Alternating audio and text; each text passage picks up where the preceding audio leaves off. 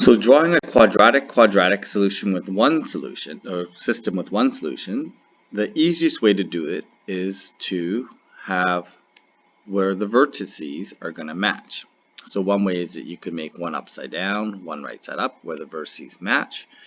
The other one is you can nest the quadratics inside. So you would have to have a different shape though, and the vertices match. Okay, so in this case here, we would need a narrower or a vertically stretched parabola and a parabola here.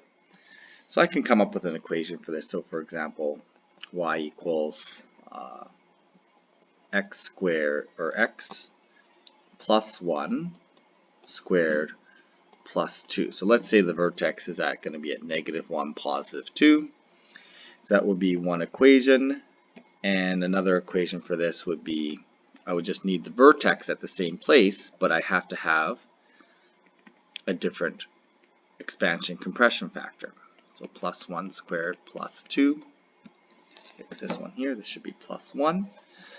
Okay, so those have vertices at the same place, and I would just make this compression factor different. In fact, all of these solutions you can find, just make the vertices match. I can make this upside down. I can make this as I change this coefficient, it changes the graph of the black graph into a different graph, which then allows the vertex to stay in the same position, but then it doesn't end up overlapping the black graph.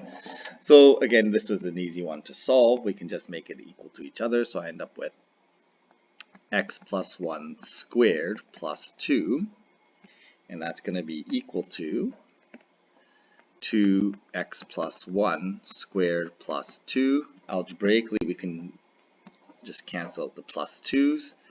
I can subtract x plus 1 squared, just one of those. I get 0 on this side. I get x plus 1 squared on this side. So here I end up with x equals 1.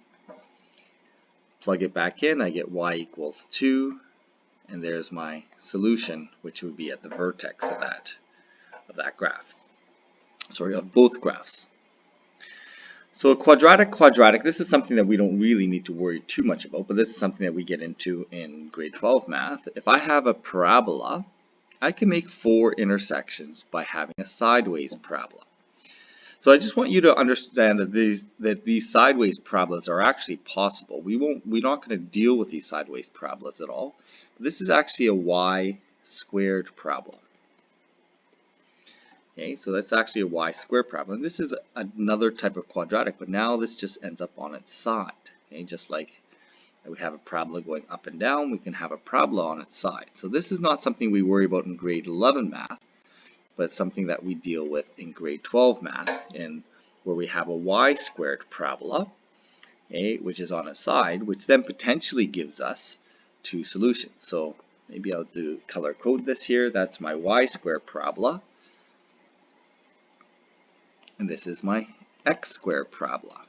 Okay, so when we have an x squared and a y squared parabola, it is possible to generate 4 solutions.